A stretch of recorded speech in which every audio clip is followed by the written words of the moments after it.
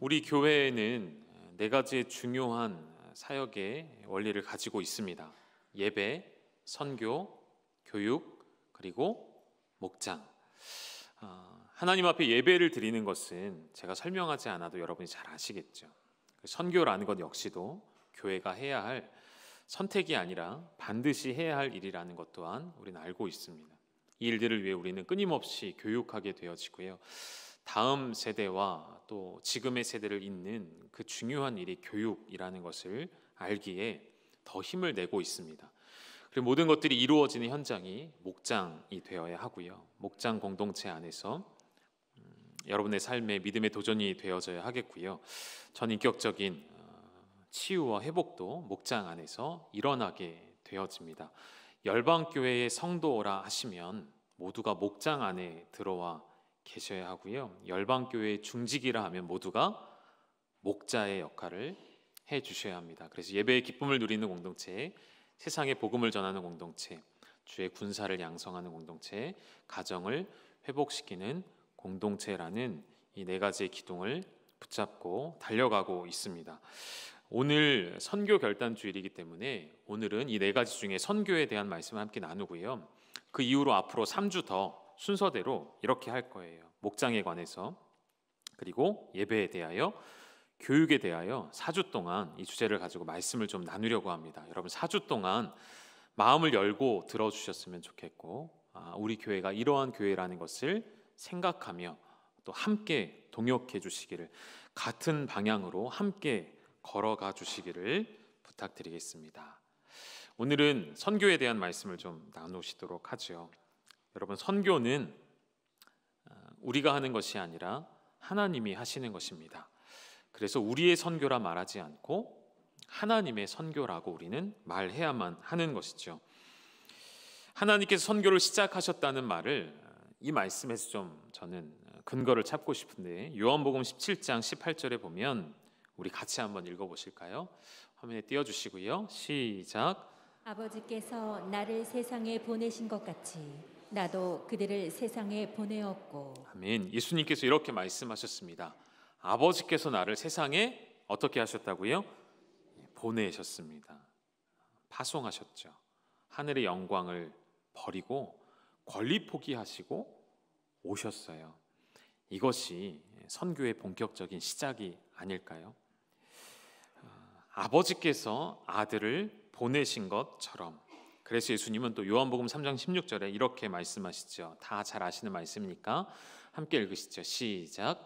하나님이 세상을 이처럼 사랑하사 독생자를 주셨으니 이는 그를 믿는 자마다 멸망하지 않고 영생을 얻게 하려 하심이라. 아멘. 하나님이 세상을 사랑하셔서 어떻게 사랑하셨을까요? 독생자를 주셨대요.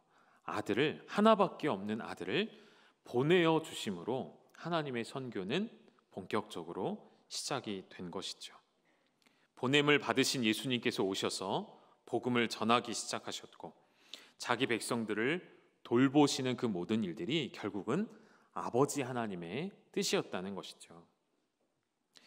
그 예수님께서 이제 제자들을 보내셨습니다. 그리고 오늘 우리가 그분의 제자가 되어서 세상 가운데 복음을 전하는 이 모든 일들이 바로 선교라고 정의할 수 있는 것이죠. 선교는 그래서 우리가 시작한 것이 아니고요, 교회가 선택한 것이 아니고요, 하나님께서 하신 일이라 말씀을 드리는 것이죠. 여기서 얻게 되어지는 중요한 첫 번째 결론은 우리는 선교에 대해서 선택권을 가지고 있지 않다는 것입니다. 선택을 하느냐 마느냐, 선교를 하느냐 마느냐, 그것은 논의할 부분이 아니고요, 이 일에는 무조건적으로 순종하는 것이 교회의 온전한 목적과 사명을 아는 일이 되는 것입니다. 여러분, 선교는 해야만 하는 것입니다. 여러분, 아멘이신가요? 두 번째로 우리가 이 선교를 바르게 감당하려면 이것을 알아야 합니다. 무엇이냐면 하나님 아버지의 마음인 것이죠. 여러분, 건강한 신앙, 건강한 교회는 하나님에 대해 올바르게 가르치고 올바르게 배우는 성도들이 있는 교회입니다. 하나님에 대해 잘못된 지식을 가지고 있으면 이단이 되고 사이비가 되겠죠. 하나님에 대해 바르게 알고 가르치는 것 중에 하나가 아버지 되신 하나님의 마음을 아는 것이죠. 여러분, 아버지 하나님을 경험하고 계신가요? 여러분이 만나고 계시는 그 하나님, 여러분이 예배하고 계시는 그 하나님은 여러분에게 어떤 하나님이신가요? 때로는 너무 두렵고 무서운 정의와 공의만을 손에 들고 계신 하나님으로 우리가 알 수 있지만, 아니요, 그렇지 않습니다. 죄와 어둠의 세력에 대하여서는 하나님이 정의와 공의로 무섭게 다스리시지만, 하나님의 자녀된 백성들에게는 어떻게 다가오실까요? 말 그대로 아버지로서 다가오시는 것이죠. 성경을 아무리 많이 읽어도, 혹은 설교를 아주 잘하는 목회자라 할지라도, 혹은 아무리 기도를 오래 하고 많이 하는 성도라 할지라도 하나님의 아버지 되심을 경험하지 못하면 그 믿음과 신앙은 반쪽짜리에 불과할 것입니다. 그래서 우리가 DTS 훈련하면 주제 중에 꼭 들어가는 강의가 하나님 아버지의 마음이라는 주제가 반드시 꼭 들어가는 이유도 여기에 있습니다.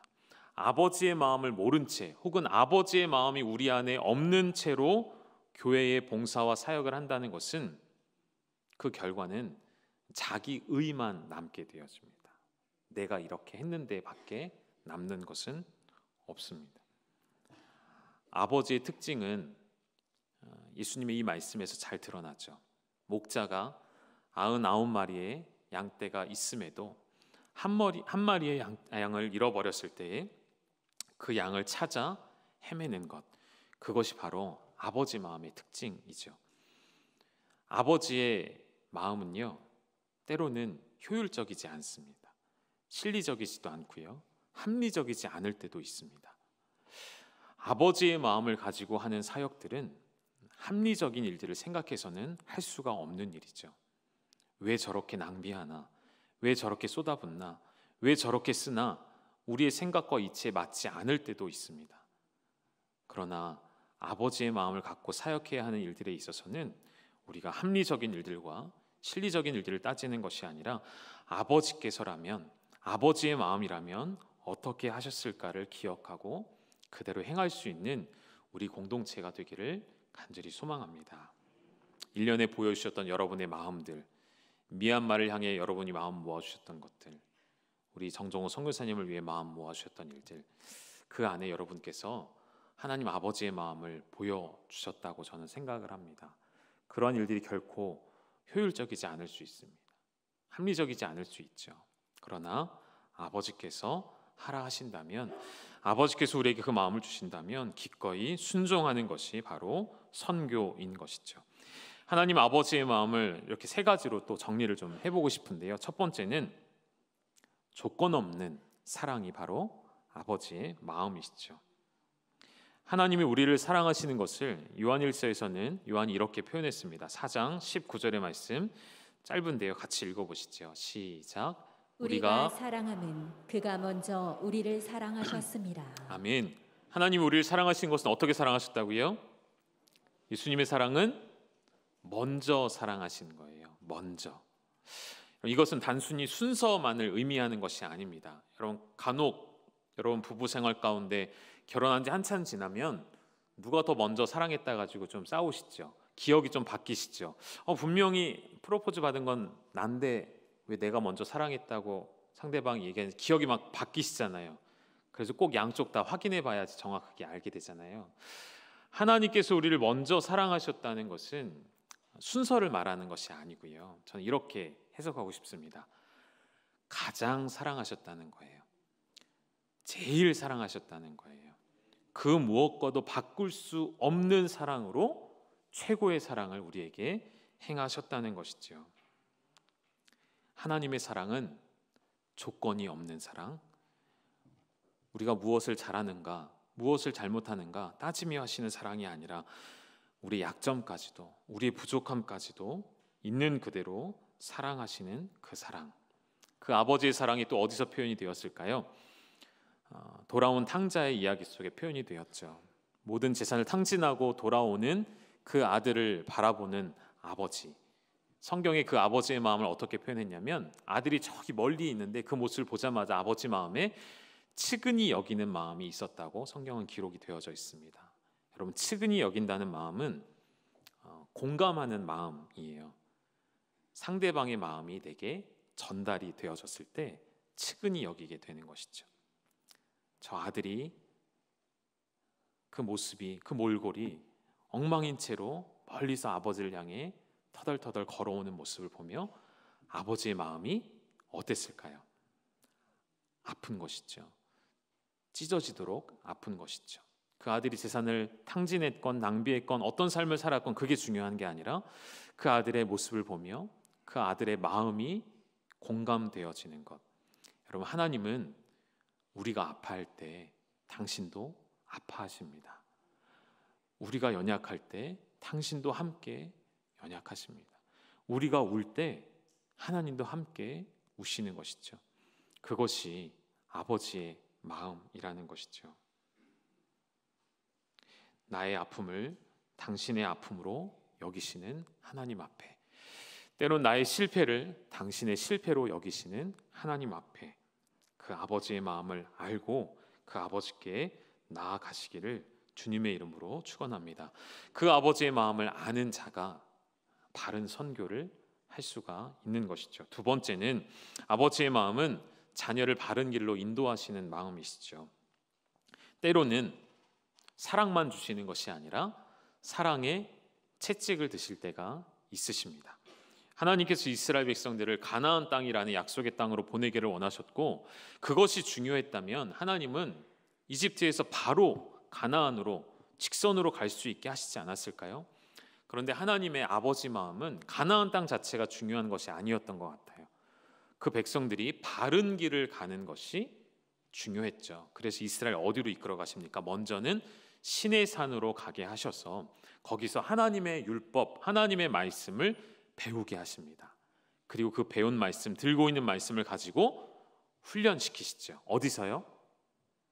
광야에서요. 광야에서 그 말씀으로 살아낼 수 있도록 그들의 인생을 방향을 설정해 주셨고 올바른 길로 나아갈 수 있도록 무려 40년이라는 시간을 하나님은 사용하시게 합니다. 가나안 땅 자체가 중요했던 것이 아니라 그의 백성들이 바른 길을 가는 것이 하나님께는 중요했던 것이죠. 하나님은 사랑하는 자녀들이 바른 길을 가기 위해서라면 때로는 징계하시기도 하는 분이십니다. 여러분, 하나님의 징계라는 것을 깨닫게 되어지면 우리는 감사할 수밖에 없습니다. 우리의 징계와는 다른 것이죠. 우리는 감정적 소모를 일으키는 분노하는 징계를 하지만 하나님의 징계는 그렇지 않습니다. 하나님의 징계는 공의가 있으되 그 공의를 덮는 하나님의 사랑이 담겨져 있는 징계이기 때문인 것이죠. 그것을 알기 때문에 히브리서 기자는 이렇게 고백합니다. 히브리서 12장 11절 같이 읽으시죠. 시작. 무릇 징계가 당시에는 즐거워 보이지 않고 슬퍼 보이나 후에 그로 말미암아 연단받은 자들은 의와 평강의 열매를 맺느니라. 아멘. 징계는 그 당시에는 힘들죠. 아프죠. 왜 내게 이런 일을 허락하시는가 이해하기 어렵습니다. 그러나 시간이 지난 후에는 뭐라고요? 반드시 의와 평강의 열매를 맺게 하시는 것이 하나님의 징계인 줄 믿습니다. 징계가 오면 감사함으로 견디고 받아들이셔야 합니다. 그렇게 훈련되어진 성도는 반드시 열매 맺게 되어지는 것이죠. 그것이 바로 복음의 열매가 되어지는 것이고 선교의 열매가 되어지는 것이죠. 세 번째는 아버지 하나님은 자녀에게 가장 좋은 것을 주시는 분이십니다. 여러분 마음속에 요즘 여러분이 고민하고 있는 소원 한 가지를 한번 떠올려 보시겠습니까? 어떤 소원이 있으실까요? 각자 여러 가지 마음의 소원들이 있으실 거예요. 자녀의 문제도 있을 수 있고 부부간의 관계의 문제도 있을 수 있고요. 우리의 거처, 집 혹은 직장의 일들 여러 가지 크고 작은 소원들이 여러분 마음속에 있을 것입니다. 그런데 제가 생각을 해보니까 우리가 원하는 가장 좋은 것이라 한다는 것은 그것을 취하게 되어지면 얻게 되어지는 순간부터는 더 이상 가장 좋은 것이 아니게 되더라고요. 얻고자 하는 그것을 얻게 되어지면 또 다른 가장 좋은 것을 우리는 사모하게 되더라고요. 그게 우리의 본성인 것 같아요. 그러나 하나님께서 우리에게 주시는 가장 좋은 것은요, 과거에도 가장 좋은 것이고 지금 현재에도 우리에게 가장 좋은 것이고요, 앞으로 미래에도 장래에도 심지어 마지막 날 심판대 앞에 서게 되어질 때 우리에게 그때에도 가장 좋은 것이 될 것입니다. 하나님 아버지께서 주시는 가장 좋은 것은 무엇일까요? 무엇일까요? 예수 그리스도인 것이죠. 이미 가장 좋은 것을, 좀 김이 빠지셨나 본데요. 아니에요, 여러분. 정말로 우리에게 가장 좋은 것을 하나님은 이미 우리에게 주셨습니다. 과거에도 오늘도 심판대 앞에서도 우리의 모든 죄와 허물을 감춰주실 예수 그리스도를 이미 우리에게 주신 줄로 믿습니다. 그래서 예수님은 아버지에 대해 이렇게 설명하셨어요. 마태복음 7장 11절에 이 말씀도 같이 읽어보시죠. 시작. 너희가 악한 자라도 좋은 것으로 자식에게 줄 줄 알거든 하물며 하늘에 계신 너희 아버지께서 구하는 자에게 좋은 것으로 주시지 않겠느냐. 아멘. 우리 아버지는 어떤 하나님이시냐면 하물며의 아버지이시라는 거예요. 하물며 주시지 않겠느냐. 모든 좋은 것을 주시는 하나님 아버지, 그리고 가장 좋은 것을 주시는 하나님 아버지이심을 기억하시기를 간절히 소망합니다. 넘어가셔서 제가 이런 단어를 써봤어요. 지금 그리고 여기. 이 질문의 답인데요. 첫 번째 질문은 선교는 언제 시작해야 될까요? 내년이 아니고요. 내가 준비되면이 아니고요. 바로 지금입니다.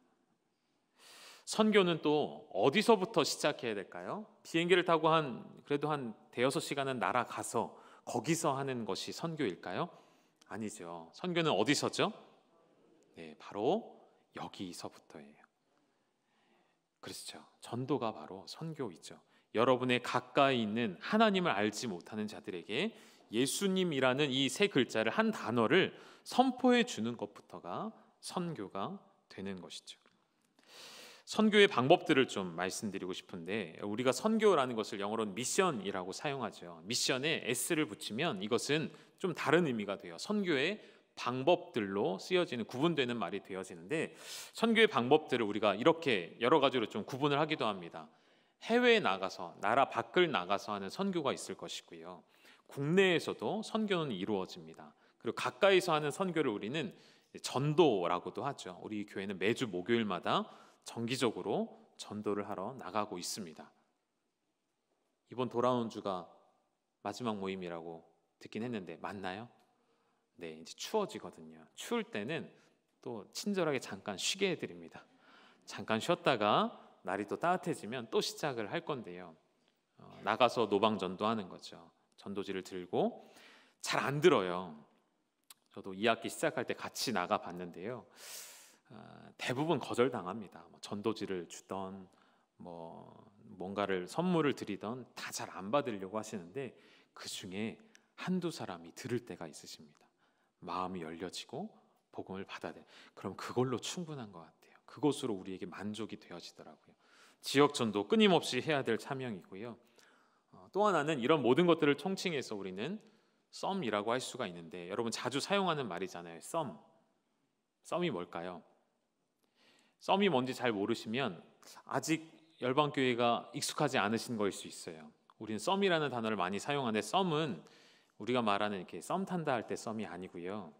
썸은 스페셜 유틸리티 포 미니스트리입니다. 그러니까 하나님의 사역을 위해 특별히 사용되는 모든 도구들이 다 썸이라고 우리는 이렇게 말을 하는데요.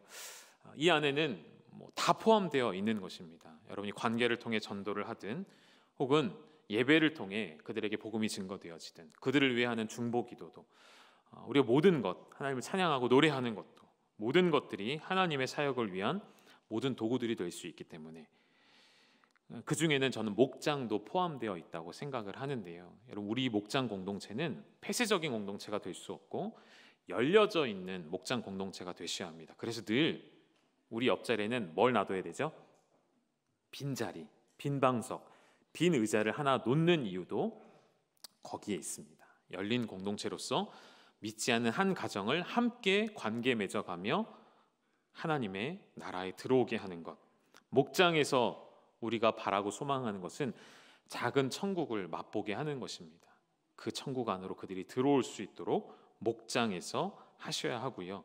그 목장 역시도 썸이 되는 것이죠. 그리고 선교의 궁극적인 방법은 마지막은 바로 성령 하나님이십니다. 고린도전서 2장 4절을 보면 이 말씀 같이 읽어보시죠. 시작. 내 말과 내 전도함이 설득력이 있는 지혜의 말로 하지 아니하고 다만 성령의 나타나심과 능력으로 하여. 아멘. 내 말과 내 지혜가 아니라 무엇으로 하라고요? 성령의 능력으로요. 성령이 행하심으로 말미암아. 다시 말하면 선교는 우리 힘으로 하는 것이 아니라 성령의 능력으로, 선교는 내 능력이 아니라 그분의 힘으로 감당하는 것임을 믿으시기를 소망합니다. 그래서 저는 우리 교회가 이런 교회가 되었으면 좋겠습니다. 선교적 교회라고 하면 이런 네 가지의 기본 원리가 있는데 화면에 한번 띄워드릴게요. 첫 번째, 건물 중심이 아니라 여러분의 삶의 현장이 교회가 될 수 있기를. 건물 중심의 교회가 아니라 여러분의 삶의 자리가 선교의 현장이 될 수 있기를. 요즘에 교회들은 점점 더 높은 탑을 쌓아 올리려고 하죠. 점점 더 경쟁이라도 하듯이 더 화려한 건물과 더 웅장한, 더 큰 교회 건물을 만들려고 합니다. 우리 교회는 이제 끝났어요. 뭐가 끝났을까요? 건물을 짓는 일들은 이제는 끝났다고 보셔야 될 것 같습니다. 여기까지면 되는 것 같습니다. 여기까지. 이 정도 안에서 우리가 수용할 수 있는 인원들에도 아마도 한계가 있을 것 같아요. 저는 이런 이제 고민을 좀 합니다. 우리 장로님들과 앞으로도 좀 고민해야 되겠지만 우리 교회 본당에 오늘 이렇게 3부 예배 인원 정도 되면 더 이상 들어오시는 건 힘들어요. 그렇게 우리가 예배를 주일날 오전에 4번을 예배를 드리죠. 이제 더 많아지면 그럼 어떻게 해야 될까요? 교회를 또 더 크게 지어야 될까요? 아니, 그럴 수 없다는 거죠. 그때는 어떻게 해야 될까요?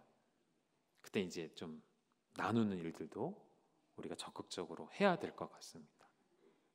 그렇게 하는 교회 공동체가 되는 것, 건물 중심을 벗어버리는 교회가 되었으면 좋겠고요. 두 번째는 계시에서 경험으로.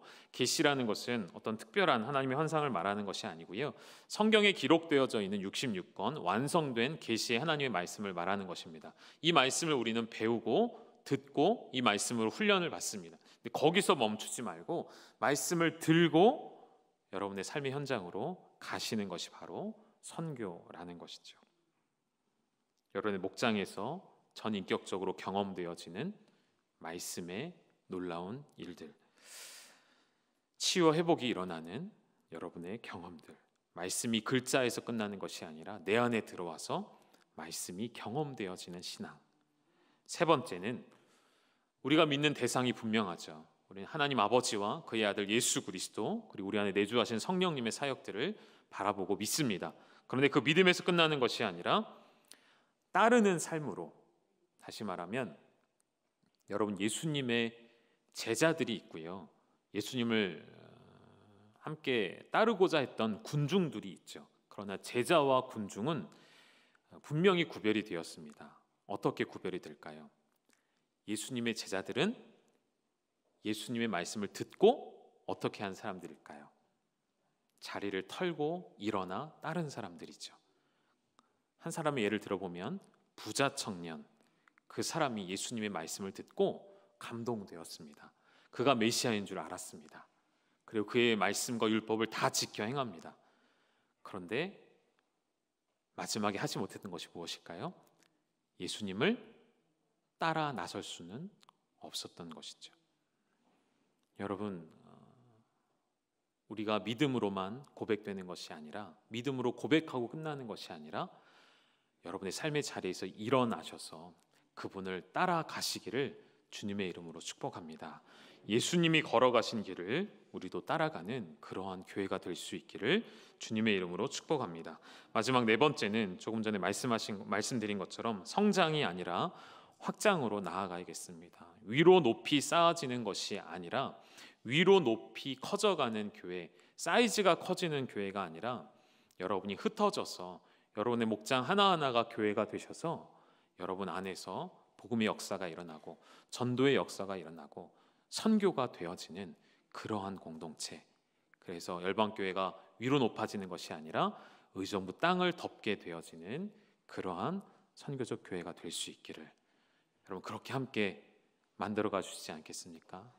여러분 그렇게 함께 동역해 주시기를 주님의 이름으로 부탁드립니다.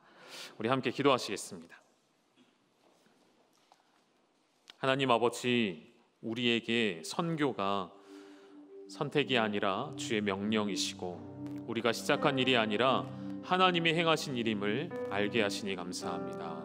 우리 교회가 이 선교의 일에 열심을 내게 하셔서 하나님의 복음이 온 세상 가운데 증거되어질 때까지 멈추지 않게 하시고 달려가게 하시며 건물로서의 교회가 아니라 사람으로서 공동체로서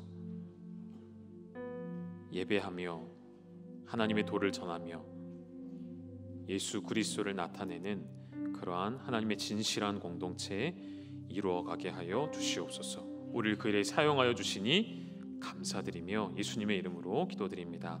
아멘. 우리 함께 하나님 아버지의 마음이라는 찬양 같이 고백하시겠습니다.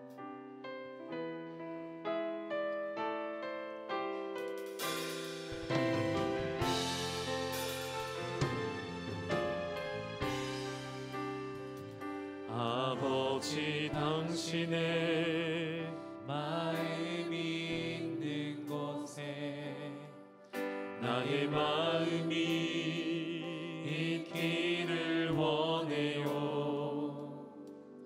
아버지 당신의 눈물이 고인 곳에 나의 눈물이 고이길 원해요. 아버지 당신이 바라보는 영혼에게 나의 두 눈이 향하길 원해요.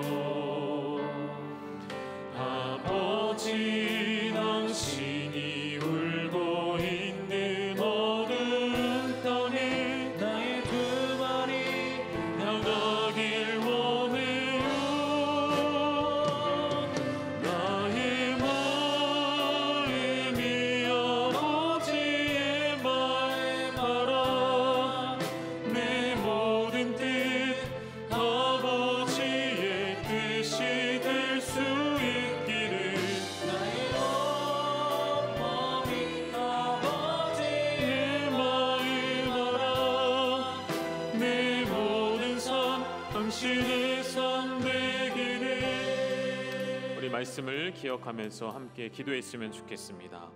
여러분 오늘 우리가 선교헌금 작전 카드를 기록한 것은 단지 물질만 드리고 끝나는 것이 아니라고 생각이 되어집니다. 여러분의 마음이 그곳을 향하여 가셔야 하고요. 교회를 통하여 많은 선교사님들과 연결이 되어서 그 하나님의 놀라운 사역들을 우리가 눈으로 보고 귀로 듣게 되고 때로는 가서 직접 그 땅을 밟게 되어질 때에 하나님 그 마음을 아버지의 마음을 내 안에 허락하여 주시옵소서. 하나님의 눈이 향하는 곳에 나의 눈이 향하도록 하나님이 울고 있는 그 땅을 향하여 내 두 발이 향하여 갈 수 있는 그 아버지의 마음이 나의 마음 되게 하여 주시옵소서. 우리를 통하여 하나님의 선교의 완성을 보게 하여 주시옵소서. 우리 합심하여 함께 기도하며 나아가시겠습니다. 살아계신 아버지 하나님, 나의 능력이 아니라 아버지의 능력으로 성령의 힘으로 감당하기를 원합니다. 아버지 하나님, 아버지의 눈이 향하는 곳에 아버지의 눈물이 보이는 곳에 아버지께서 바라보시는 영혼에게 내가 두 손을 내밀기를 원하오니 하나님 우리에게 찾아와 주신 것처럼 나를 만나주신 것처럼 나를 통하여 한 영혼이 구원받고 나를 통하여 그 영혼이 아버지께로 돌아오게 되어진 역사가 일어나게 하여 주시옵소서. 아버지의 마음을 아는 자들이 되게 하시고 아버지의 마음을 아는 교회가 되게 하여 주시옵소서.